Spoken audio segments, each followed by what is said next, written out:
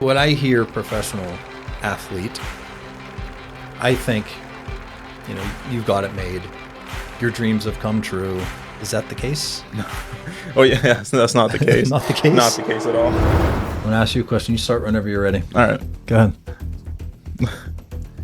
Being that you are at the position you are now in life, do you wish you would have focused more on college and academics rather than soccer? In Europe, it's Europeans and Americans. That's how they were racist to me. They treat Americans in soccer as nothing. They're not as good. We only know football, basketball, beer, hot dogs, wrestling. That's how they see us. You just gave me a really good idea. Wow. That's good. I would like to watch that. Yeah. And see if I drop the ball. Or, Hey. if you're not subscribed. My parents don't know this. This one guy was looking for somebody for drugs and they didn't pay or something. And at the same time, I was coming out of my apartment to throw trash out. And I guess I startled him and he turned around and... Welcome to the Barbells and Bourbon podcast, where the conversations are raw, real, and relatable. I am your big, bald, bearded, barbell lifting, bourbon drinking son of a bitch, Shaun. And joining me today is Marquis Flowers. Hello. Welcome to our home, Marquis. Thank you. Thank you for having me. It's a nice, beautiful home. I like to ask my guest, before we even get into our conversation, what value you want the viewer to get out of our talk today. Now, every guest that sits in that seat has been through something different. Yeah. Some have been through some really bad times, some really amazing times, but I do want you to be able to tell your story, but I also want the viewer to be able to learn from your experiences and be able to relate to your experiences. So if there's one thing that you want the viewer to take out of this talk today, what do you think that would be? I would say, I know it's cliche, but just honestly never give up, no matter who's telling you to give up or if you're not doing what they see fit. If you want to do something, just do it. It's just believe in yourself, because it's going to happen. That's how it works. It's you believe in yourself, you want to do something, and you go do it. I love that. Yeah. And I've been told, don't do this, don't do that. Yeah. Why are you starting a podcast? It's never going to work. But here we are. Yeah. You're the 40th guest I've had. Wow. So, and you're my first professional athlete. Oh, that's good. I'll take that. I'll take that. And we'll get into your whole story here, but I do like that message. There are going to be haters out there, people that doubt the abilities that you have to fulfill your goals, but you're your own cheerleader. You're your biggest cheerleader. Exactly. So if you believe in yourself, anything can happen. Yeah. I do want to sort of paint the picture of kind of what brought you to this point in life. I know you've had some ups and downs. You're a very talented athlete, and I want to kind of learn about, your journey through sports and stuff. Yeah. And I think your life experiences really are a big part of who made you the man you are today. Mm-hmm. So I kind of want to build that picture out. So if you wouldn't mind sharing with me, where are you from originally? Yeah. Well, I'm from Plum, born and raised. My whole life I've been here. It's I know the area back of my hand. Mm-hmm. But yeah, I'm from here. I know Pittsburgh has really been like a staple for me, and always wanting to go visit. I love the city. I love everything about it. But yeah, I'm just pretty much living here all my life. Roots are planted here, and this is home. Yep, home. So how was your childhood? My childhood was really good. I had two supporting parents. They always motivated me to be the best I want to be in anything, really. Yeah, I played sports. They always funded me. Any equipment I needed, they're always there for me. Good. What was your primary sport? Soccer. It was soccer. I played basketball. I did track. I did football. All those sports, and I gravitated more towards soccer. Yeah. You just liked it more? You were better at soccer than any other sports? Why do you think you gravitated most towards soccer? Well, my mom's Colombian from South America, so I feel like I just gravitate towards it. You know, it's just. Did she nudge you in that direction? Because that was like the Uh, national sport. I don't know, honestly. I Yeah. just felt more comfortable with the ball on my feet Okay. than, running, dribbling, shooting. Gotcha. So yeah, I think that's why I gravitated it more Okay. towards soccer. How was school for you? Good. Yeah. School was good. I don't really have a bad experience really in school. It's just, normal, wake up, go to school, come home, train if I have to. It's pretty much a good experience for school, Good, really. good student. Yeah, to an extent. You got by. Yeah, I got by. That's all I can say is I got by. I'm out of there, so good now. If it's in the past, who Yeah. cares? You did enough to get out, right? Yeah, yeah. So throughout school, did you have a lot of friends, or did you kind of like fall towards more of the athletes, or more towards the nerds, or were you just kind of friends with everybody? Honestly, I was friends with everyone. Wherever I was in school, I was always had somebody to talk to. Like people always knew me. I wasn't popular, but they knew me, if that makes sense. Yeah. Like the athletes, I would always I always have like good conversations with them, and I would go to the art class and have good conversations with them. Music class, it was just all rounded. It was pretty good. Would you say that you were treated the way you treated others? Yeah, of course. Yeah. Yeah, you know how high school is. People make jokes and everything, and but yeah, that's just. I feel like I did that. Yeah. If you could do high school over again, would you? Or did you feel like you got what out of it and you got through it without too many scars and you were just done with it? Yeah, I think I could do it again. Yeah. Like knowing what I know now, I think I could do it again. What would you do differently? What would I do differently? Probably school. Would you Do- like actually apply yourself a little bit more? in classes and stuff. Yeah, definitely I would. I would do it again if I could. High school was not the greatest experiences for me. Yeah. I was bullied quite a bit. I was skinny. I was, a nerd Yeah. on paper. I didn't think I acted like one, but if I could do it all over again, I was kind of in my own shell. I was afraid to just kind of be myself. Mm. So now being I'm somewhat confident now. I would have just been like, you know what? If you don't like it, screw you. This is me. Yeah, this is me. Yeah. But yeah, I kind of wish I could go back and do it again, but I'm glad you had a decent experience with it. So outside of school, did you go to college after high school? No, I went straight to Baltimore actually to play soccer. So after my senior year, say about that summer, I actually went to Baltimore to play semi-pro. Okay. So I was 17, 18 at the time. How scary is that for a 17, 18-year-old to be plucked out of school to now play a professional sport? At the time it was because it's like I'm so familiar with the area and my friends, my family are here. So for me to go to a different place, not knowing anything, not knowing the players yet, the coaches, the place I'm going to live, not knowing any of that, it was scary. Yeah. But I remember the first night when I was at my apartment, I was waiting for two more of my teammates, but they weren't there at the time. They came late. But I remember I closed every door, locked everything, and I was like crying because I was like scared for the first time. I'm so used to sleeping in my bed. My mom's in the other room, my brothers are playing games, but like now I'm by myself in this dark, cold room house. In a new city, Yeah. around new people. Yeah. You're probably a little homesick too. Yeah, I was. Yeah. First night. I remember the morning after that was I left my keys in front of the door. So like anyone could easily just open my door and come in. I heard a knock, which woke me up, and I looked and I was like, what is this random person? So I like open it and they're like, you left your keys on the hinge outside. And I was like, what? Somebody could have came in and killed me, kidnapped me, robbed the place.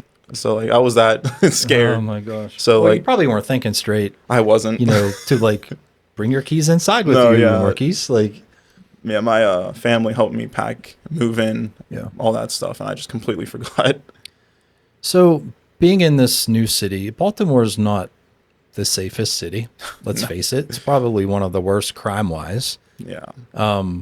Were you given any specific rules from your coaches, like curfews, don't go to this part of the city, always stay together? Like, what were the guidelines that you were kind of given? Because you're still a kid. Yeah. For me, well, two of my roommates, they were also like 18, 19, so we all had the same rules. Our rules were different from the other players that were older, of course. So ours was we had to be in before 9. We could sleep whenever, but be at the apartment at 9. Can't go to any clubs, obviously. Can't drink, can't smoke, which we didn't do. Yeah, we had to just let them know where we're going every time we would go out, if it wasn't training or games or events that we had. Okay. Yeah. So I want to kind of figure out, how do you become a 17/18-year-old in Baltimore playing professional soccer? When did you start playing soccer as a kid? I would say I started playing since I was 7 years old. Did it come naturally to you? I think it did. Yeah. I don't remember struggling a lot to, dribble the ball. I think shooting was my hardest thing to do because my legs were weak. I'm little, but I think that would probably be the hardest thing that I had to overcome. How did you overcome that? Did you train hard? Did you do different conditioning? Yeah, I trained hard to do that because I was a goalie. And so, like, sometimes when the ball goes out, the goalie has to kick it.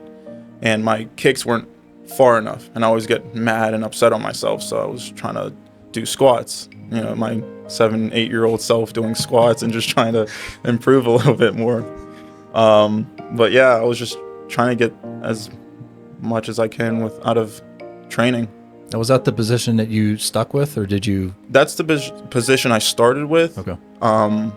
I up until junior high is when I played a different position, but I was goalie my whole younghood life. Okay. Playing soccer. When did you realize, Marquis, that like you were one of those elite soccer players? Like, you weren't just the average. Like, soccer is probably one of the biggest child sports in Plum. Mm-hmm. It's very popular in the area. It is. When did you realize like you were special? I would say 8th grade, because that's when I realized I was more motivated than the people around me. No, like, not discrediting them. It was just like I wanted it more. I trained longer. I trained earlier. I was watching videos on YouTube on how to do certain things, and when I would show my friends that stuff, they weren't really as interested, And so it's like, it feels like I was on my own, like, just trying to motivate myself and train harder.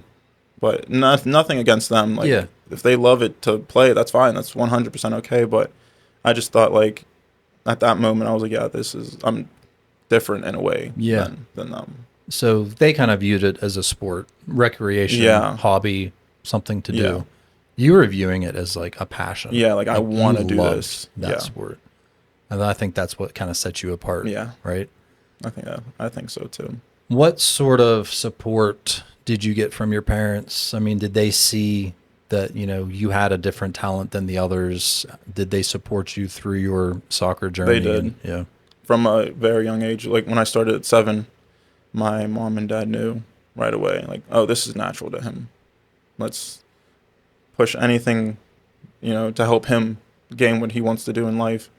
Like I said, they funded me cleats, balls, nets. There's so many nets that I've broken that they kept buying for me. So many cleats that have just been tarnished that they keep buying for me. And I remember my mom bought me these expensive cleats. Within 3 weeks, they broke, and I was scared to tell her. So I was playing with messed up shoes that season because, like, the sole, it was kind of like split. Yeah, it kind of split, so I didn't want to tell her.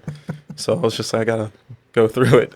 Well, as a kid, I mean, your feet grow like 3 sizes in a year. Yeah. So, and I've had, my son played soccer and my stepson has gone through the ranks of playing soccer. And yeah, you're buying cleats 2-3 times a season sometimes just because the kid's growing so damn fast. Doesn't help that the ground is also like hard and like, it's rough. So it's going to wear and tear. Yeah. But When you said you were busting nets, I guess your leg strength improved a little bit. Finally. Right? Yep. There are so many nets that I messed up because of that. So many windows I've broken. Yeah, it was one of those times. So I'm a parent. Now, as a parent, I think it would be terrifying to have my child leave the school system to go play a sport, let alone in the same city, but you're going to a completely different city, Yeah. in a different state. How did they feel about you being like, all right, education's on hold now. We're going to focus on sports. They pretty much moved when I moved. Like they were ready when I was ready. They didn't say, "Hey, you're going to be quite a few distance away from us. You sure you?" They were like, "Okay, if you're ready, we're ready." So like they helped me a lot. So they relocated with you? No. Okay. Like mentally. Gotcha. Mentally they were there. They were like, "Okay, if this is what you want, all right." Wow. Yeah, I was really lucky. So they had faith. Yeah, they did. They believed in me ever since I was 7. It's kind of like they made the story for me, and like they were just watching it pan out. Yeah. It was like there was no like, "Oh, are you sure you want to go?" They were just like, "This is what we've been waiting for." It's almost like the story had already been written. Yeah. And they're just turning the page. Yeah, and they're just reading it, enjoying everything that I accomplished in life, in soccer, and it was pretty, like, really happy for me to have parents like that to support me. You're lucky, man. Yeah, 100%. I had a really good Thank you, childhood. Mom and Dad. And I know Mom and Dad. Yep. So yeah, you do. I do. So yeah, that's fantastic. Yeah, they definitely helped me a lot. When did you finally settle in to your new home in Baltimore? When did you finally feel like you were comfortable and this was now your new life? I would say I got there.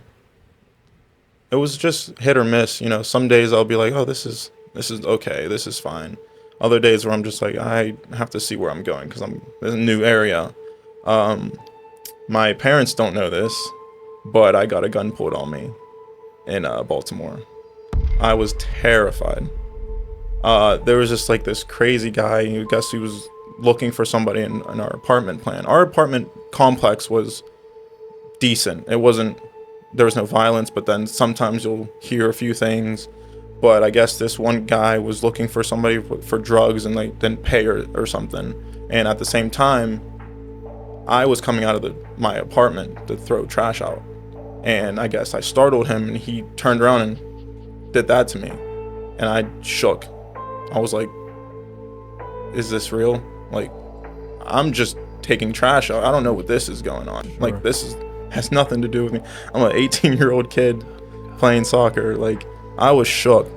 I left the trash out there and I went back and I just cried all night.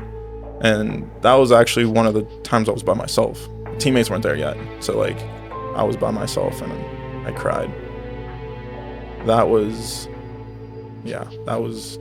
rough. It doesn't get to me now, but like, as I just told you about, I haven't said anything about it since then. So like coming back to it, I'm like, kind of like a refreshment. It's like, wow, like that happened. Reliving it all over. Yeah. Like being 17, 18. Yeah, that was, I was just, mentally it messed me up because it was like, what if something happened? And my mom has my location. So like, she knows that I'm in my apartment. So like, who was going to tell her? When was she going to know? All this was running through my head. Like, she's looking, all right, he's in his apartment. Yeah, I'm sure he's fine. Yeah, he's fine. Yeah. But I couldn't tell them because I didn't want them to worry. I didn't want them to second guess the process. It's kind of like trusting the process. I didn't want them like, oh, maybe we should, bring them back up here and find something up here, or like, let's move down there. It's like, I didn't want them to worry, so I took that to the chin eventually, and I just tried to forget about it. Mm-hmm. There's nights where I was in the shower crying about that, and it's like, at that time it was big to me because it was like I could have died, something could have happened, and like I was just in my head constantly like, what if he pulled the trigger? What if, you know, I scared him to a point where he thought I was the guy? Maybe I looked like the guy, you know, like it was scary. But that happened, and then like no violence after that ever happened in our apartment complex. That's good. And I got more comfortable as time gone by with my teammates there and other teammates coming over to hang out. So I felt more at home. So I feel like that was just like a one-time thing. Like it just so happened to happen that night. So after that happened, was there any regret that kind of crept in that you made the wrong decision? Not really. I feel like the way I see it is it meant to happen in a way, as crazy as it sounds, because at that point it made me realize like we only have one life. Stupid stuff like that could happen, and you just got to cherish each day. And so like me being that young, 17, 18, I thought of it that way. I was like, there has to be a reason that happened. That didn't happen to me in Pittsburgh. Didn't happen to me any other places I've been. But for some reason, at that point in time is when I realized, like, damn, can I swear on here? Oh, you can do whatever you want, man. Sorry. Damn is not a swear word in my book. Say whatever you want. But yeah, I was like, damn, this, and we only have one life. You know, it's just got to make the most out of it. Did you kind of take that moment in time, you know, essentially your life is almost flashing in front of your eyes, as a challenge to, you know, okay, I'm being tested to my fullest ability right now. I'm going to make sure that I succeed from this moment on. Yeah. Yeah. I already had that mindset because my really good friend of mine passed away, and it was just me and him, like, on the team. We were motivating each other, playing, and unfortunately he passed away, and that kind of struck a nerve. And like, we have one life to live, and we have to take it and just ride with it, and don't worry about all the negativity all the time, and just live. Because we always had dreams about being pro, and he was probably one of the main factors is why I kept pushing after. But yeah, he passed away, and that took a lot out of me mentally. And so for me, I said, okay, to fulfill our dream, I'll motivate myself more. I'll train a lot more, because that's what we wanted. And if I'm doing it, then he's up there watching me. He's proud of me. You know, it's like I'm doing it for him and myself, because I did want to be a pro as well, and I just wanted to make him happy. Yeah. Would you mind sharing with me how he passed? It was a car accident. I saw him a weekend before, or 2 weekends before it happened, and he was telling me how he was in college. He went to Geneva, and he was telling me how excited he was for finally getting playing time, and that he was doing really well in training and everything. And I was happy for him. Like, I really was, because even though he was in college and I was not in college and I was down in Baltimore, we were both trying to take the professional route. It was just different ways. And so a week after, 2 weeks after he passed away, and it was like, it really hurt.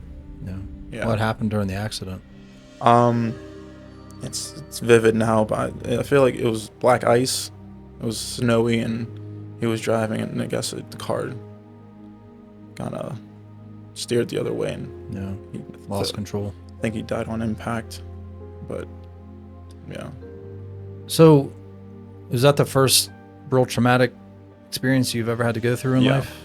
Because at that time I was 15, 16, I believe. So like, I just felt like no kid should go through that. No one should go through that in general. But as a kid, you know, you don't think about kids passing away like that, especially at my age. You don't think about that. So when it happened, it like wow, this can happen, even to kids, even to teenagers.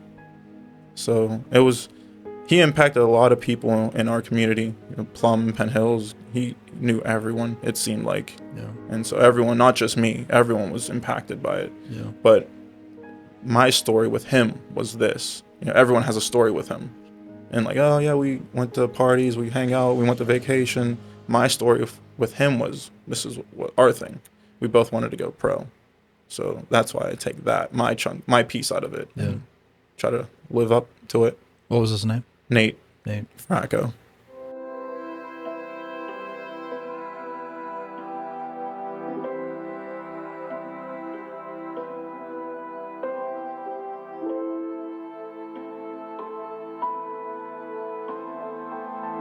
Now, you're what, 15, 16 when he passes, right? So mental maturity's still, you know, Yeah. you're still a kid. Yeah.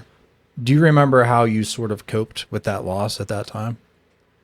It's vivid memory, but I just remember being sad all the time, depressed. I was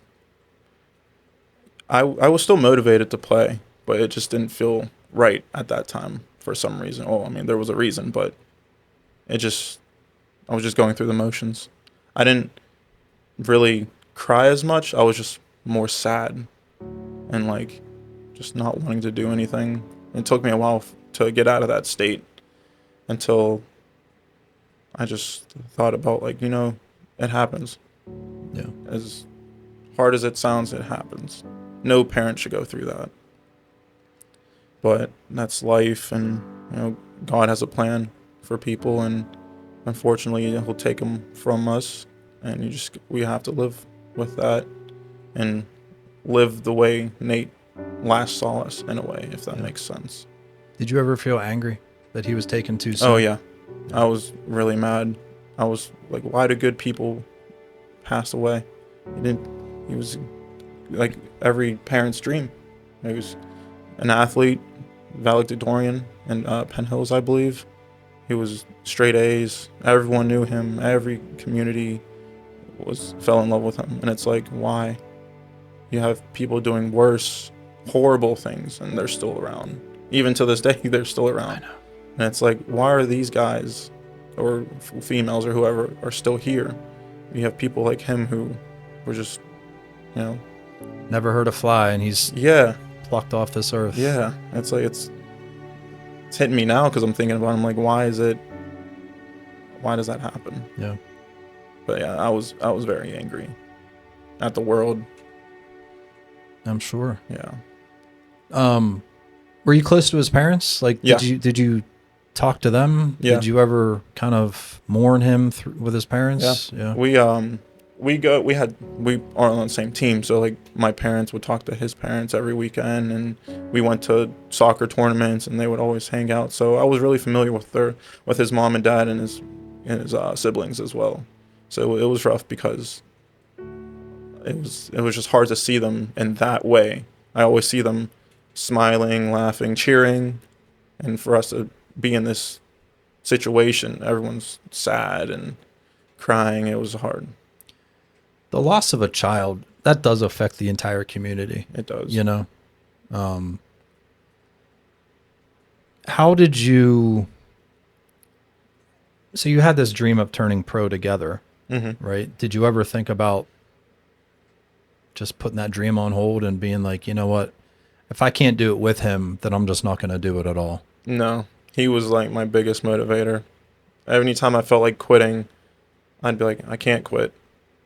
That's something he wouldn't do. He wouldn't quit. He'd probably make fun of me for quitting. Yeah. Or, you know, he'll... In his own little way. Yeah, in his own little way. Yeah. So it's like, I have my life, you know. Unfortunately, he doesn't. So I can't spend time quitting or thinking negative because he can't anymore. Yeah. So I have to push myself harder. So you honored him through your continued determination 100%, to succeed. Yeah. Well, good for you, man. Thank you. Respect that. Thank you. Okay. So yeah, we've been up and down here, haven't we? From gun being pulled to best friend dying. Yeah. Tell me a little bit more about your soccer career in Baltimore. You know, how many games did you play? What was coaching like? What was life like for you in general? It was, other than all this stuff, it was pretty good. I learned a lot because it's my first time in a professional environment.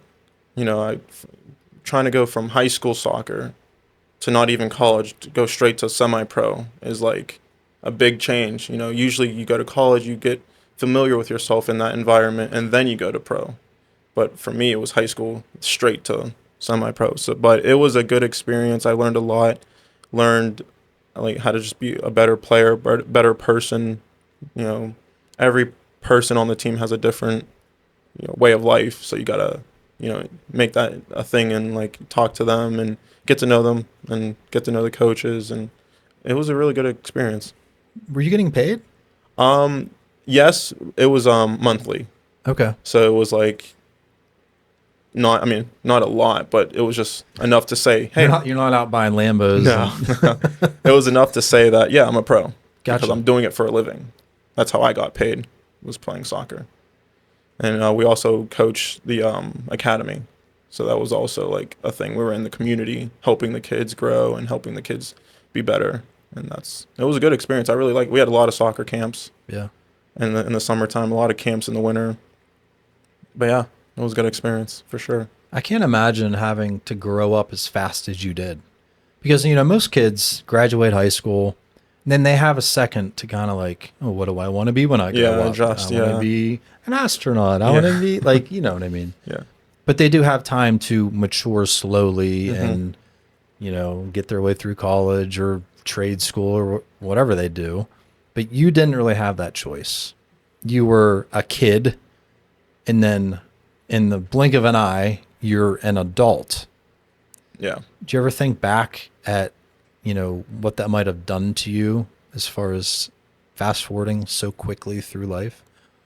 Yeah, I do think about that sometimes, because it's like, what if none of these things happen? How would my life go? What if my friend's still around? What if I didn't have the gun pulled on me? What if certain things that happened that changed me didn't happen? Where would I be? Would I be here? Would I be locked up? Who knows? I was never a bad kid. Never did drugs, never smoked. I was perfectly fine. But yeah, things like that. Like, who knows? Maybe I took a different turn if my friend passed away. Maybe I chose violence or drugs or something. Who knows? If that would have happened. So yeah, I do think about that sometimes. I think that says a lot about your character, though, Marquis, is like, I think a lot of people cope differently with things, especially a loss like that. And you admitted you were angry. Yeah. You were probably very confused. You're a kid. You don't really know how to absorb all of that emotion that's happening. Some kids would have turned to drugs. Some kids would have turned to violence. But you kind of stayed your course. Yeah. Which I think that is very admirable and says a lot about you. Thank you. But a lot of bad kids out there are bad because they've been damaged in some form, right? Yeah. But you chose the high road. Yeah. I put my anger and my confusion into something that I already knew instead of something different. Yeah. So put my anger into soccer, train harder, do that extra mile, get that release out, push harder. Pretty much is what my mindset was instead. Going to the gym, lifting weights that I didn't even know I could do at the time. And that's how I got my anger out. And that's how I eventually became still. Like, okay, I'm fine. I'm in a better mindset now. Instead of being sad, I'm calm. I'm doing what I like doing. Just going through the motions. So that's pretty much what it was. Yeah, I love that. And, for those watching, can you relate to Marquis? I mean, I know we've all been through some shit in life, some worse than others, and this isn't a comparison game, but, I'd be curious, and comment below if you'd like to, tell me how you coped with certain tragedies in life. Did you take the high road? Did you use that moment in life as kind of a catalyst to become a better person? Or did you turn the opposite direction and do some of the bad things to get through those moments? And please subscribe, like, Marquis, he's opening up about a lot of things that he probably hasn't talked about in a long time, if at all. So, Yeah. So you're not a professional soccer player anymore. No. So when did that kind of moment in your life come to an end as far as playing soccer? This past year, I would say. Okay. I played in Gibraltar. That's when I signed my like actual professional contract, which was huge. I finally made it, at 25, 26 years old. But yeah, it was a really good experience. It was my first time out of the country. I was living in Spain. I was playing in Gibraltar. They're kind of next to each other. Mm-hmm. So everything was walking distance. We would cross the border and go to Gibraltar and play. It was a really good experience, but at the same time, it was probably one of the hardest experiences in my life, even past the Baltimore situation and everything. So when I hear professional athlete, I think, you've got it made. Your dreams have come true. You have everything you want. No issues at all. Is that the case? No. Oh yeah, that's not the case. Not the case? Not the case at all. So tell me about, some of the challenges that you faced as a professional athlete in Spain. Yeah. Mentally, physically, and financially, it was hard. Really hard. Mentally, especially because, again, I'm much older now, but I'm going to a different country. This is different. Same thing, but it's different. Not familiar with my area. Once again, going to a new area, new teammates, new coaches. It's crazy to me because of all the things I went through in the past, and I'm like taking all that I had in Spain, and it kind of feels like I went back down to zero. The confidence, everything. I got injured literally the second day of practice, and I was out for 3 months. So that's why it took 3 months for me.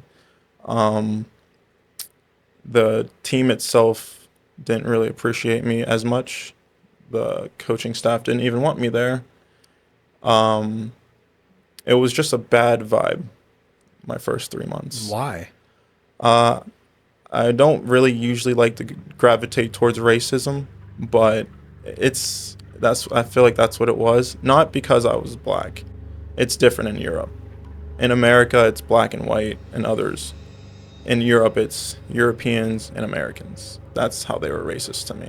Okay. They treat Americans in soccer as nothing. They're not as good. We only know football, basketball, beer, hot dogs, wrestling, Dallas Cowboys. That's how they see us. They don't see us as this, oh, they play soccer, they're good. Even the big name players that are Americans, they still don't see them as good, and they're making millions.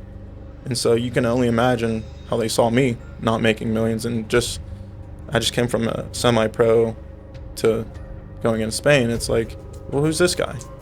Well, you're obviously there for a reason. Exactly. Because yeah. you have talent. Yeah. But they were discriminating you because you were an American. Yeah, I'm not sure if that's what it was, but that's what it seemed like, obviously. Yeah. But yeah, it was rough mentally because I couldn't show what I could do because I was injured. Later to come find out that the coach told everyone that I'm not really injured. I'm only doing it because I know I'm not good enough. And he got fired 2-3 months after that because of like team performances, not really because of that, but like just we were not doing well and we needed a change. But he got sacked, is what they say in soccer. But yeah, so like all this time he was smiling in my face. Hey, nice to see you. Nice to meet you. Just go to the physio and he'll help you out. Normal, but behind the scenes, that's how he was. And it sucked. But yeah, I was there for, I wouldn't say 9 months, and the first 3 months were horrible. I was questioning everything. Because imagine waking up and the whole world is negative towards you. Not just my teammates and coaches. It was the people there that live there. they treated me differently. I couldn't go to the supermarket without somebody looking at me. I had a lady follow me thinking that I was going to steal. And it was crazy. It was those things you take in every day. Eventually you're going to snap. And I didn't snap. I, again, took my energy, focused, go to training, ignored the world. It seemed like it was the world because I had a few, I don't want to say everyone on the team was mean to me or like treated me differently. There was quite a few that talked to me and I was comfortable talking to them. But there was a point where I was just in my own head like, okay, everyone hates you. Just, you got to see it through. I kind of had like that Rocky Balboa mindset, and that's actually what got me out of the situation.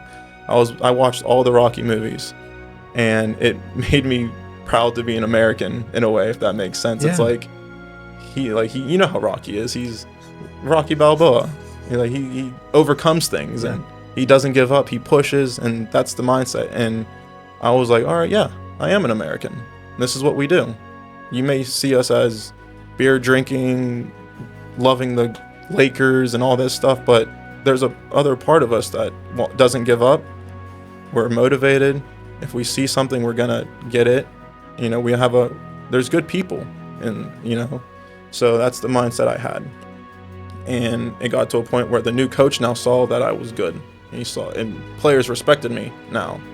I was, doing really well in training, and so I did get playing time, and so it helped a lot. So I could thank Rocky Balboa, Sylvester Stallone. Thank you. Thank you, Sly. Thank you, Sly. Thank you for being there for me. I mean, you're one resilient dude. You probably felt very alone. Oh yeah. I mean, I had family and friends, obviously, but the time difference was the killer. It'd be 6 p.m. here. It'd be midnight over there. It'd be time for me to go to sleep because I have training in the morning. Yeah. So when I have training and I'm up, it's 2 p.m. over there, it's people are just waking up and they got work, they got things to do. So it's like I don't talk to my friends and family a lot. But when I did, I made sure I had time for them, even if it was late. Sure. I remember I was talking to my mom, and I had training at 9 in the morning, and the only time we could talk was 12. And so I spent like at least 4 hours. I didn't care if I had training. I was like, family is important. Yeah. Yeah, you got to talk to your family. Tell your mom and dad you love them, and tell anyone you love them. So I was like, okay, this is important to me. Yeah, it's soccer, and yeah, that training session could be the reason why I don't play that game.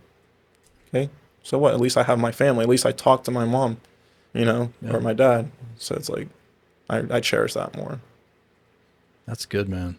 I bet you didn't think of these things when you wanted to be a professional soccer player, no. Did you? All of the I don't want to say negative things, but all of the struggles that come along with it. No, yeah, it's a lot different in Europe. In America, if you're on a team, you feel like a unit. Everyone is on the same page, no matter what sport it is. Everyone's on the same page. You guys are achieving to win the championship, or everyone's trying to gain more.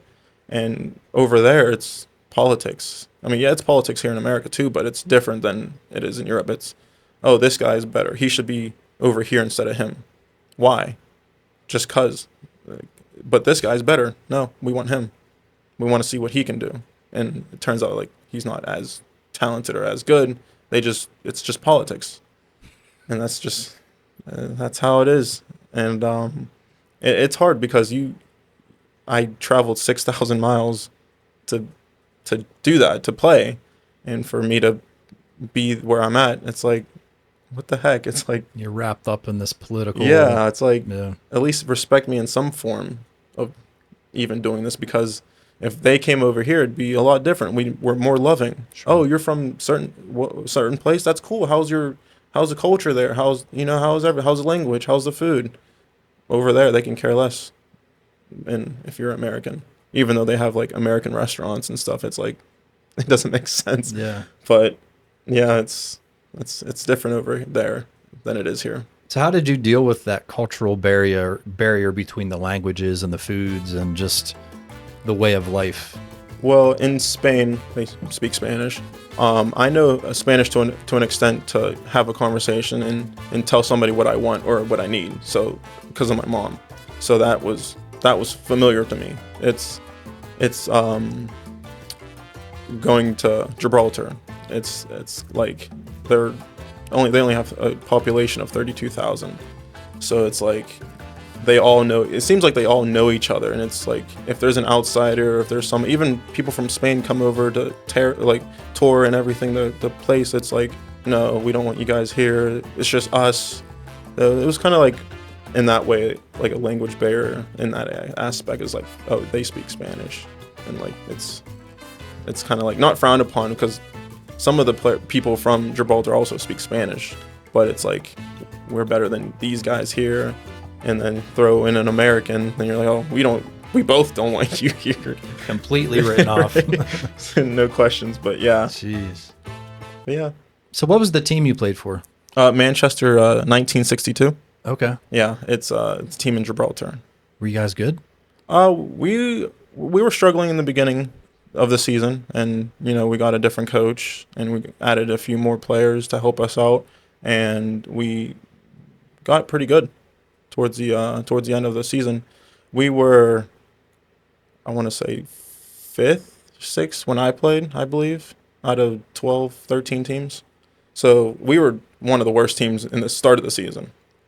So for us to get to where we were, it was a good season. Yeah. Nonetheless. What's the biggest crowd you played in front of? That's funny. The biggest crowd is the crowd I didn't play. I was on the bench. Because you were injured? No, I was on the bench. Oh, I didn't start that game, but gotcha. It was against St. Joseph. It was a cup game that we had. I eventually didn't play that game at all, but that was probably the biggest. How many people were we talking about? I want to say 1,500 people. Okay. Yeah. Oh, wait, no, sorry. In Baltimore, we had over 3,000 people watch us play one game. I forgot about that. Wow. But yeah, we had 3,000 people watch us play. Are these games televised? Not the ones in Baltimore, but the ones in Gibraltar, they were. Okay. You can watch them on YouTube. I believe they're trying to get, I think, an ESPN thing now, but back then it was just YouTube Live. Did anybody recognize you in public? Oh yeah, it was a good experience. Like a celebrity. Oh in a yeah, way? well, not so much like Ronaldo or Messi, but sure. You get a few of them like, hey, you're from that team, and they you want to sign a shirt or something. It was a good experience. Yeah, you get that cool. Sometimes, but yeah, like I said, it's population 32. If you live there more than 4 months, then people kind of remember your face. Gotcha. So it's like, okay, yeah, we know you. Sometimes we go to a barber shop and we'll get a cut for free because that's the team they support.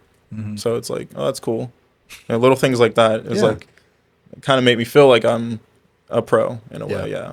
And that you are included into the culture too, exactly. Probably. That's one of the reasons why it gotten better, because people are now seeing me and they're saying, okay, this American is good. He's not so bad He's after not so bad after all. Yeah, it's but yeah, it was a good change. So when did your soccer career end? You said, what, about a year ago? Yeah. Okay. Why?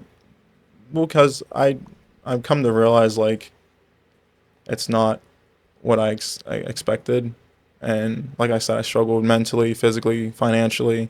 Just because I'm a professional soccer player doesn't mean I'm making millions. So I had to find ways to make money as well as playing. Would you mind sharing how much money you were making being a professional in Gibraltar? Less than $500 a month. Really? Yeah. We had free housing though, and on top of it, at the time, I had a 2-year-old. He's now 3, but I had a 2-year-old 6,000 miles away, making lower than $500 a month. So you can't survive off that. Yeah. So it was a struggle. So okay, I don't know much about soccer at the professional ranks, so forgive me. Mm-hmm. But you were at the level you were at with the Manchester whatever team. How many steps further do you need to go before you are making a decent living playing soccer? It's different because, like I said, if I could be playing for this team next season, a team that has more of a wage, more of a More higher salary yeah, cap. higher salary gap can get me, and I'll get more. Could It's be worth pretty much more, like that. Yeah, it's not like, oh, I have to climb the ladder to get this much on the team. It's not like a regular job. It's like it kind of is, because it's like, okay, if I score 45 goals this season, then I get an increase because of my performance, which is like a regular job. You do good a certain amount of time, they'll give you an increase because you're doing well. It's like that in that way, but it's, you just gonna have to, like I said, improve yourself and throw your body out there to make as much as you can. So who would have the highest player on the team been making on your team? Ah, man, it's been a while. Probably 3 to 5 thousand a A month or month? something like that. I mean, So which is fair. And like, part of me is not upset about that because, like I said, I was playing amateur, and so like they don't want to take a big chance on me at that stage. You know, it's like, okay, he's good, but we don't want to waste our money on this guy until we see what he can do, which I totally understand. So I'm not mad about that. It was just the fact that I had a, a son, and I was trying to, and I knew that going in there. I'm not gonna say I got blindsided and like got a check for 500. Like, hey, wait a second. No, I knew that going in. So like, and that was my goal. Like, okay, this is how much I'm making. We gotta sit down and talk, manage our money, and then I'm going to improve myself. I'm gonna improve what I can do on the team so I can make more. And so, unfortunately, that didn't happen. And yeah, so you quit? yeah, like What do you hang up the cleats? Like what's the term in soccer? hanging the boots, Hang the boots. hang the boots.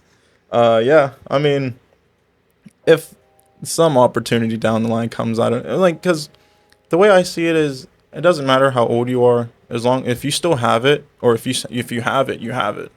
You know, there's kids out there now that are 14 years old playing at a professional stage, making millions. So it's like, age does not matter. No. You have people down to 14-year-olds to people that are 42-year-old still playing and still producing on the team. You know, it's like, it doesn't matter. So like, if there's ever a time where I feel like, okay, I can do this again, then yes. But I'm happy what I've done.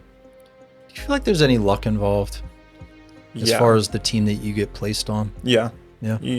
It's true when they say you have to know somebody.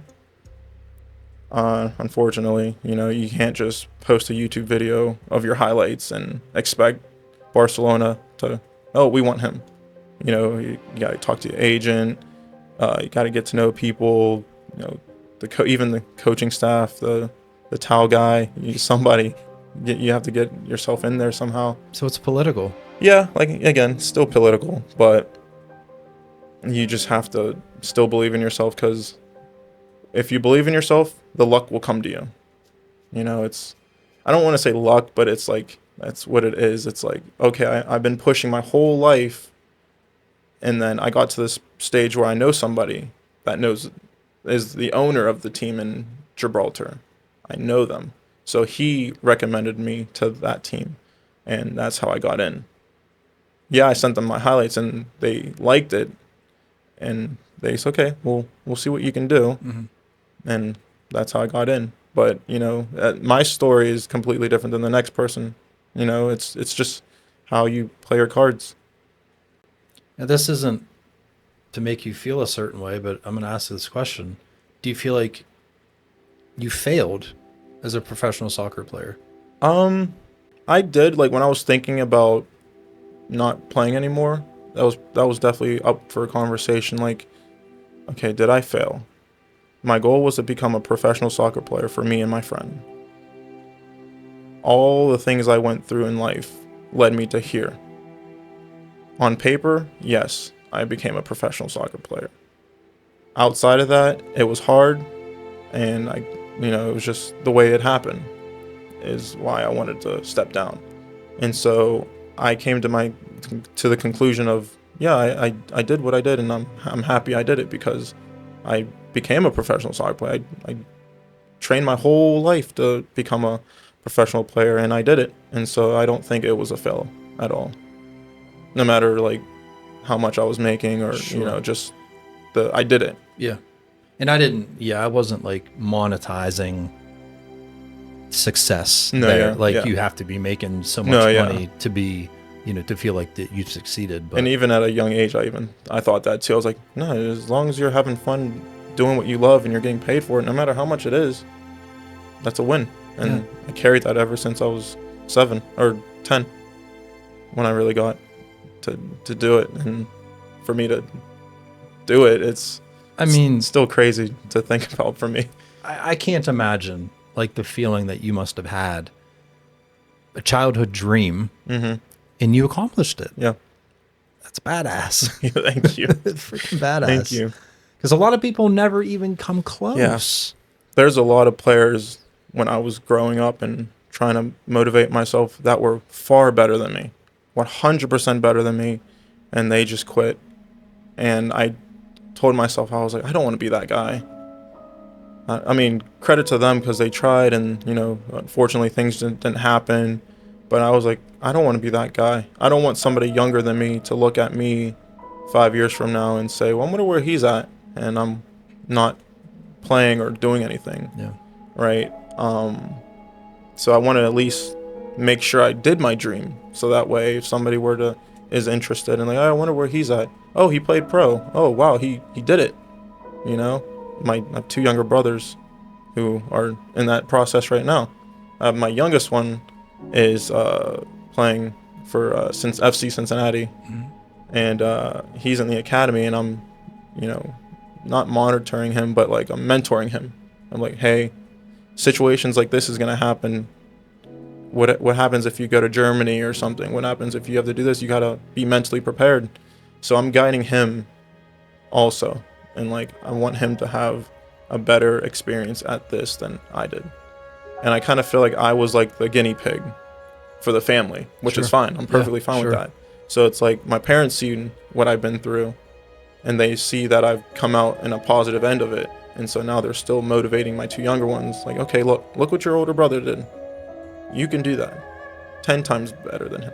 They're way better than me. I'm going to say that right now. You guys are way better than me.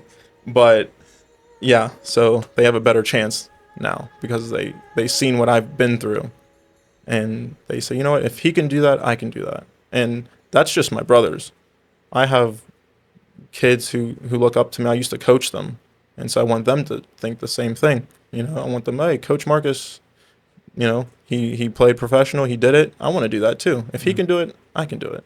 So you're giving other kids hope. Yeah. That's because I don't expect them to have a gun pointed at them at a young age, or something like that. Let's hope not. No, but like, things like that in life happen. And I want them to know, as long as you're level-headed, as long as you have a tunnel vision, you can do anything. That's good stuff. Thank you. All right. It's time to have a drink, but Oh, yeah. you already told me that you choose not to drink alcohol, and I totally respect that. And you actually asked me, well, if I have to because of the show, listen. I've set this straight before. I'm going to do it again. You do not have to drink bourbon to sit in that seat. It's not a requirement. Nope. It's something that I happen to enjoy. It's part of my brand. If you want to, great. If you don't want to, great. So we are going to have some nice, healthy Project One nutrition supplements instead. Nice. So I have some electrolytes over there, which are berry flavored. It's going to go with the purple theme. If you're interested, Actually, yeah, let's do you want to that. do that? Let's do that. So yeah, pour a little water in your cocktail glass. We're going to pretend like we're drinking alcohol out of a cocktail glass. I'll pretend to get drunk for the show. That would be funny. Fall out of your seat. What'd you put in these electrolytes, Shaun? Start slurring my words and Oh everything. my gosh.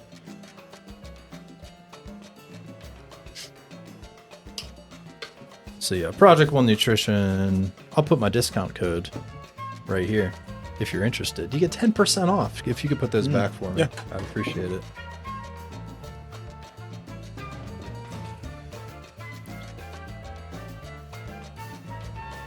Frothing you up, man. Nice. That's looking good.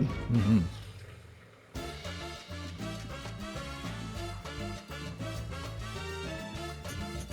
All right. Let's toast. Yep. Cheers, man. Cheers. Thanks again for coming. Yeah, thanks for having me. That's good. Tasty, huh? Wow. That is good.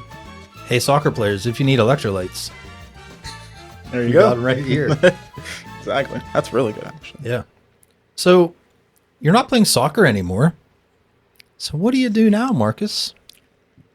I play soccer for fun. Okay. Just like Sunday league, just with my friends and everything. But I do content creating now for video games. That's my passion. Ever since I was little, I love video games. So, yeah, content creator. Not full time.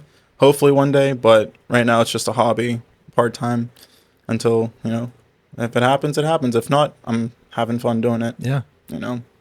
So, professional soccer player to video game content creator. yeah. Didn't see that coming. No, right? So, I mean, what are the challenges that you're facing doing that? Because I know that there are some. Yeah, there's a lot of challenges. Just trying to throw your brand out there. Everyone's throwing their brand out there nowadays. No matter what it is, beauty, food, video games, gym. It's a lot of competition. I say it's similar to being a soccer player. There's millions and millions of kids that want to be a professional soccer player, and there's only a few that are professional soccer players. Same concept with this. Millions of people want to be content creators full time, and some of them are. And, you just gotta keep pushing yourself to be up there. What types of things are you doing to try to make yourself a little bit different? Walk me through, because I've done it.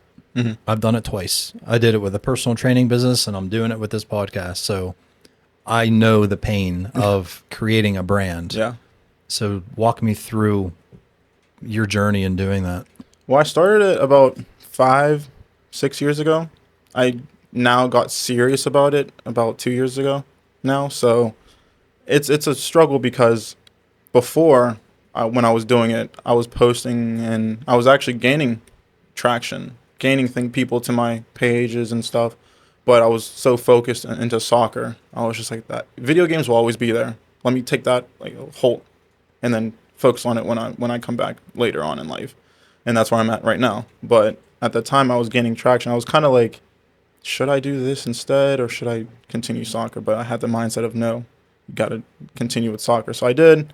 Now that I'm doing it, trying to be serious about it, it's a lot harder because the people that I had kind of forgot or they don't follow me anymore. And so now I'm starting at zero and I'm trying to branch out, making videos, YouTube videos, reels, TikToks as well. I'm not dancing in them. I'm not doing those dances. I promise you. They're all video game related. I'm not doing dances. Maybe you should be. Maybe I should nowadays, do anything. But yeah, I'm just trying to branch out and doing podcasts as well and try to, grow my personality, not just my brand, me as a person. This is my first podcast ever.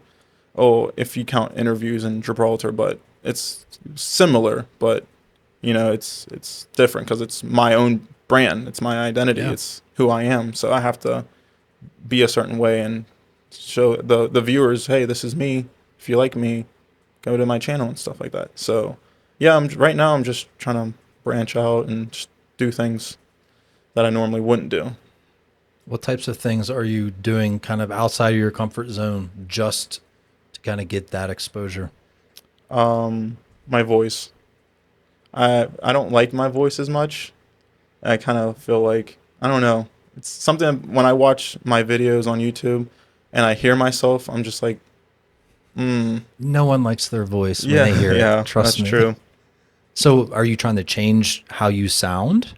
I'm just trying to be more confident with it when I talk. It's not just like I'm a scared little guy trying to make a video and it's not going to be appealing to the viewer. They're going to think, why is he talking like that? Or why is he scared? No, I'm just trying to be more confident in the way I talk or just at the same time not caring how I sound. And so I would have a lot of YouTube videos of my voice and I'm like, okay, I'm okay with it because that's me. You know, it's if somebody can complain about it, that's fine. So if I could give you one word of advice, and I could probably give you a few, but I'm going to give you this one word of advice. People are going to follow you because of your authentic self. Mm-hmm. I think being genuine is probably one of the most important things you can do on YouTube, on social media, because if you're putting on an act, that's a hard thing to keep up with. Yeah. People are going to start to see right through Mm-hmm. it. And I've tried it. I've tried doing weird shit that isn't me just to get views. People see right through it. Yeah. So I know you might not like your voice, or you might not like how you look on your reels, or the ums and the whatever idiosyncrasies you have, but that's you. Yeah. So don't try to change too much of you.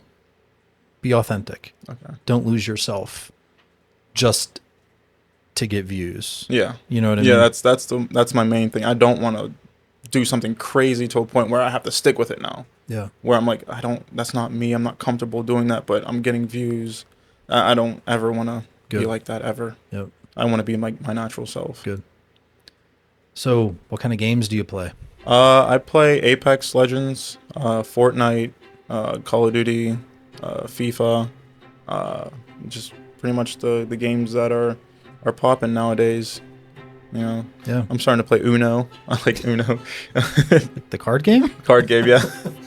I know Uno. No, yeah, I'm really good at Uno. Me and my family, we played Uno all the time. That's like our family game is Uno. So anytime we're all together, that's what we play. But let's see what else. Right now, I'm just looking for scary games to play now, considering it's almost October. So I'm trying to find games to play that are relevant to Halloween. So what type of content are you posting? Is it like gameplay content? Or I reaction videos, or what I types have of stuff? two. On Instagram, it's just like relatable gaming memes, videos. I'm like, it's funny if certain things happen in video games, and I'm just throwing my like reels at them. Sure. On YouTube, it's just like video games and me playing them and me having like a intricate story in my video games. Like I noticed that when I watch somebody else play video games, they're just playing them and reacting to what they're doing and occasionally talking to the viewer and stuff. I'm trying to do something different to where I'm making a story out of what I'm doing. And like I'm playing Battle Royale, which is like 1 versus 100 people.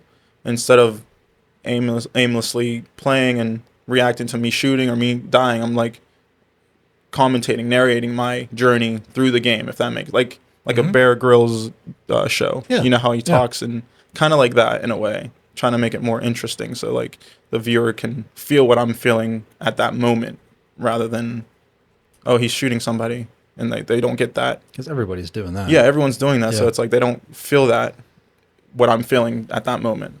And that's what I'm trying to do differently. Yeah.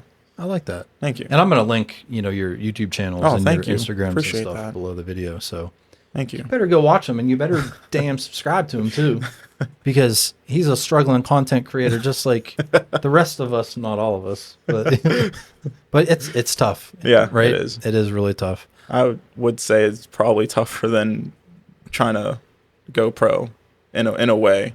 Yeah. Because you're being judged tremendously, like a lot more than just your ability on the field.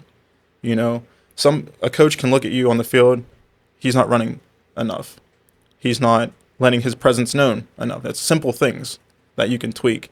You're on the internet, you publish, he's wearing this, why is he wearing that, look at the back of the room, blah blah blah, his hat's weird. And it's not just, it's like you guys are not focusing on the actual content. You're focusing on I know the crack in the room, or like little misconception things. I feel it's your like pain, buddy. And it's like it's a lot of judgment in the content creating scene, but you just gotta have thick skin.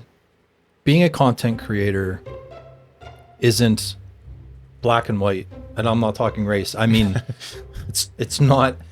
If you do X, Y, Z, you're going to be successful. No. That is not how this works.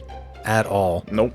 This is the most complicated equation that you got to figure out, known to man. And let's face it, a very small percentage of people actually crack the code and figure it out. Yeah. I'm still trying to figure it out. You know, you got, what's your target audience? What's your niche? There's so many parts and pieces that go into this. It's very and intricate. we could probably talk off camera for hours about this, right? Definitely. Through my experience anyways. But it's tough. And the competition, everyone's a YouTuber these days. Yeah. Right? You know how many times I hear everyone's a podcaster, Shaun? Yeah. Why are you doing it? Not everyone's a podcaster. It's tough. And yeah, you know, like a coach sees you're not running fast enough. Well, you know what you need to do to run faster. Yeah. You train harder. Exactly. Simple as that. Yep. But your videos aren't getting views. There's 1,000 places to start as to why they're not getting views. And it's just like, which one do you start with? Which one do you start with, or Right? where even is the problem? You know, it's like, it's different. It's harder because for me, I've noticed that if I want to play a certain game, I'm not going to get as much traction because the top content creator is playing that game. So it's like, why go to this guy who has this many views or followers while I could just watch the guy that's already there and watch him? Yep. You know, so that's why you have to have a niche, have something that is different than the top people. And that's the hardest part, because it's in soccer, it's, you know, you got to know somebody, you got to train your butt off to play, but there's not like a person where it's like, oh, I want to be right where Ronaldo is. I want to take his spot. So I'm going to do the things I do. And the coaches are going to get to a point where it's Ronaldo or me. And it's like, why would I pick this guy Right. when it's literally Ronaldo? Yeah. You know, it's like, it's kind of like that in a way. Yeah. You have a lot of, I don't want to say copycat content creators, but there's a lot of copycat content creators. That's a hard thing to say. It really was. So yeah, you have the Mr. Beasts and, you know, Yep. all of those, like Alex Hormozy and all of these other, Joe Rogan, and everyone's trying to mimic what they did. No one's going to watch Joe Schmo who's trying to be Mr. Beast when they could just go straight to his stuff. Yeah. Right? So I'm trying not to copy anybody and do my own thing. Yeah. If you like it, then like it. Literally like it. If you don't like it, sorry. I guess you're not my target audience. Yep, exactly. So, but yeah, I mean, are you hard on yourself if something you spent hours making kind of flops? Yeah. Even before content creating, soccer as well. Yeah, I was always hard on myself because I know what I can achieve and I know what I can do. And when the results are not there, it's like, why am I doing? Like, why am I what's wrong with me? You know, same with content creating. I'll make a video. I'll probably spend 4 days editing, making sure it's nice. And I'm like, okay, that's the best video I've ever made. Not the world, but I've made. This has to have some sort of, like, you know, viewership. And when it doesn't, and it's like, wow, should I even try doing this anymore? And it's like, but you have your ups and downs. You know, some videos where I'm like, this is just a video. And then it pops off better than the one that you spent hours doing. And I'm like, why is that one? So like you study this one, and then when you recreate it, that video doesn't do well either. And you're like, what's the difference? I just copied. I know. Look, if you don't know anything about content creating or give a shit about what we're talking about, I understand. It is such a struggle creating content that goes on YouTube specifically. Billions of people watch YouTube every day. Yeah. YouTube determines who your content gets shown to through the algorithm, right?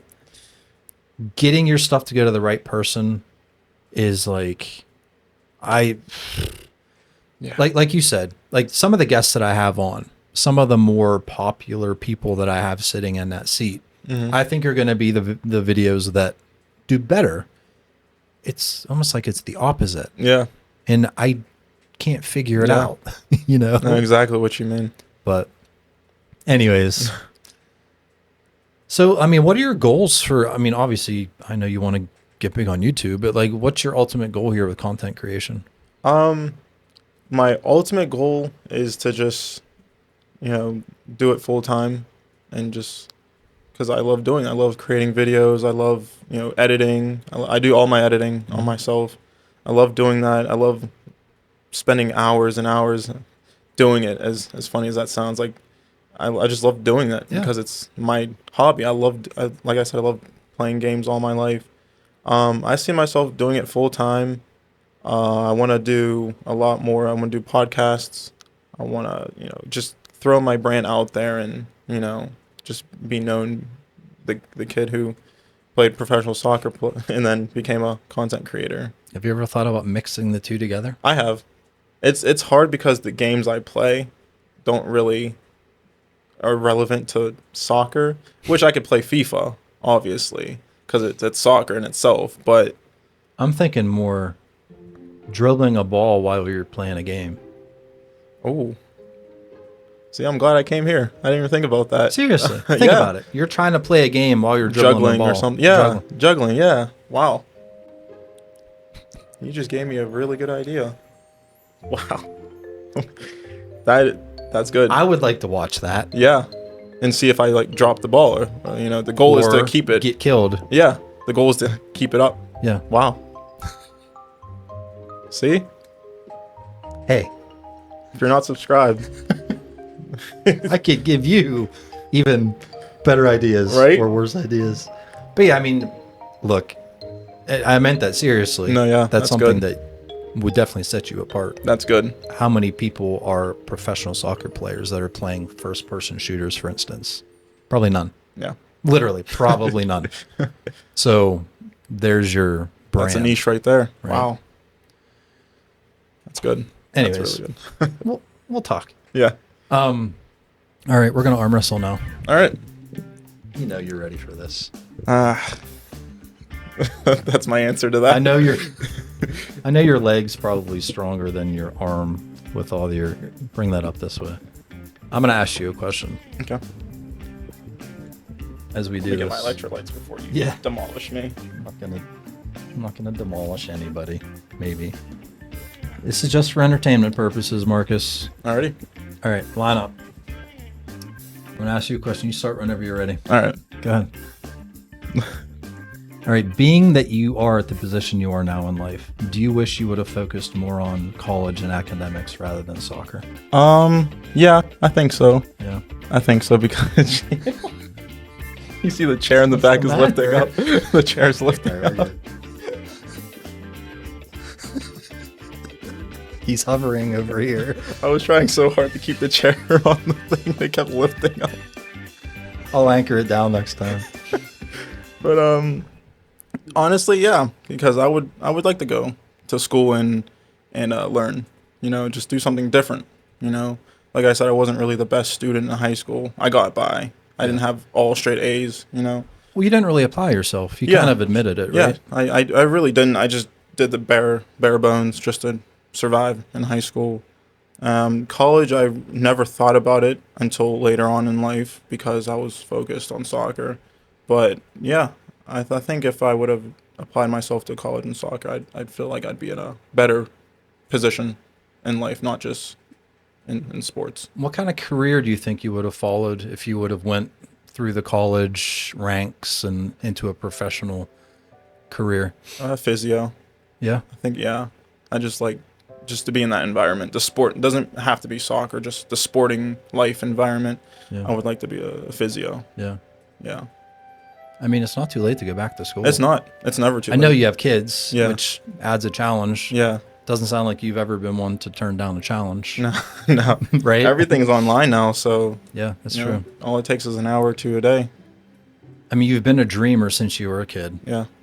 Don't stop dreaming. Yeah. I know content creation is important to you right now, but you can still advance your career Heck yeah. even while doing that. And hell, maybe your career can help with your content creation. Yeah. That's true. You could I'm be also- the juggling content creator that also does something else. Right. Right? That's true. Yeah. You just never know. Yeah. Yeah. Well, it's a good conversation, man. Yeah, definitely. I was really curious to hear, when I hear professional athlete, again, like I said, I don't know what goes into that. Yeah. You see the end result, right? Like he made it, but you don't know everything that kind of led up to that point. So I would take it as like a fan perspective. Like you're watching it on TV, you're like, man, I wonder what it's like to be in the locker room or go to training in the morning or talk to that certain player. But as a player perspective, it's a lot harder than what people think. A lot harder. yeah. Even at the big names, they're making millions. They have life struggles too. Personal issues that the outside world doesn't see. Yeah. Their teammates, coaches probably know about it, family probably know, but me watching them, I'm getting mad at them because they're not, passing the ball a certain way but they could be struggling, family, financial issues, something might have happened before that game that people just don't know. Everyone's human. That's a good point. That's what I think. I see when I watch sports in general and somebody's not performing like they should, they're just human. They could be going through something that nobody knows about. Injury, life, family, friends. Well, you have the awareness to know that because you've been there. Yeah. Like for the fan, Yeah. the backseat driver who's like, catch the damn ball. It's like, everyone's a professional athlete when they're judging their team on TV, they know right? exactly what they to know say exactly what needs to be done, and they could do a better job. It's like, bro, you have no idea what that person's probably dealing with. Yeah. And there were times for me where I was struggling mentally with family and financial issues that I couldn't perform the way I could. And then I would get fans or other teammates on my ass about it. And there was days where I didn't eat in Spain because of the financial, I would have a certain amount of money. Do I want to buy groceries for me for that week or send it to my 2-year-old son at the time? That he's 3 now, but at 2, or should I send it to them so they have something? And that's what I did almost every time. Wow. And there was times where I only had $30, which is like $22 in whatever it is in Spain, I forget. But there's times where that's the case. My mom and dad they helped me a lot though, so I wasn't struggling all the time. When they would send me money, and almost any time I asked, and I'm not the one to ask. I hate asking. Yeah. So it's like if I'm asking, I really need it. You're hurting. I'm really hurting. Yeah. But I feel ashamed that I asked my dad, my mom, because I don't want them to think, oh, he's struggling over there. I want them to think, oh, he's doing well. You don't want your parents to worry. Yeah. Yeah. So I get that. It was hard even from doing that to ask for money. I mean, it's okay to ask for money. Everyone needs help. If I want to be at a point where my kids ask me for money if they need it, I'm going to help them. Or if my friends need it, family, if anyone asks for money and they need it, I want to be there. Yeah, here. You don't have to pay me back. Just there, have it. Because I've been through that. So, and I'm appreciative and I love my parents for that. Even 6,000 miles away, they're helping me. Yeah. They're still achieving, what they wrote. They'll do whatever they can to help me, and they're doing whatever they can to help my brothers now. And it's good seeing that we have the support we do from my family. You're lucky. Yeah. Before we close out, do you have any questions for me, or is there anything else that you kind of want to get off your chest? Advocate for, market yourself about. This is your chance. Well, the world is hard on everyone, and I'm just here to say, just believe in yourself. Just if you're struggling, if you're not at a point where you want to be, it'll get better. You just got to push through and be around the people that support you, and don't quit. That's the last thing you guys can do is quit. That should be the low list, last resort. Everything else should be at least a suggestion before you quit. No matter what it is, sports, books, whatever it is, just don't give up. Just keep pushing and it'll come. Your time will come. I always say, this thing where it's like a now moment. So I have my dream vehicle now. It's a Jeep Wrangler. I've always wanted a Jeep Wrangler as a kid, and so before, when I was working and trying to get it, I would see people drive past me and having the top off, having the roof off. I'm like, man, I'm jealous. I'm so lucky. And I always thought, well, that's their now moment, because in an odd way, they were in my shoes at one point. They were driving a car and they wanted a Jeep Wrangler. They said, dang, I want that Jeep. They got it. That's their moment now. I'm watching their now moment. Yeah. If that makes sense. They're that. Having fun in their vehicle. And so in life, if you see somebody that has what you want, don't be jealous. Don't hate them. Just be like, that's their now moment. I love that, man. Thank you. And I have those moments too where, you know, you'll see someone who's successful. I don't want to say I get jealous, but sometimes it feels like that's so far out of reach. Mm-hmm. And at the moment, it's a little bit discouraging. Yeah. But you have to realize, if I just keep trying, like you said, I can get there. Yeah. If I quit, obviously I'm never going to make it. Never. But just got to keep trying. Even one day. Content creating as well. I see people. I know somebody who got big. She plays video games while holding her baby, and she's big now. And I'm like, man, I knew her when she was not even having all these followers and everything. I'm like, all it took was her to go on Twitch with her baby in her hand while playing Warzone. That's what she does. And I'm like, dang, that's just crazy how it happens. And I'm like, I'm not jealous, but I'm like, that's her now moment. She found it. I'm supportive of her, and I'm glad she is where she is now. And it's like, okay, my time will come, because we were both in the same shoes. I'm just waiting for my now moment. I know what it's going to be. Juggling that soccer ball. Yep. Hopefully, yep. That's a good one. You never know. That's a really good one, yeah.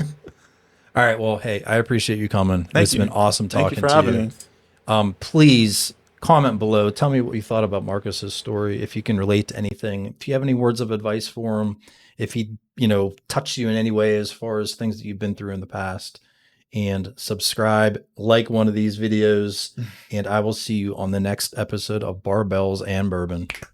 Peace. Nice. Good stuff, man. Thank you.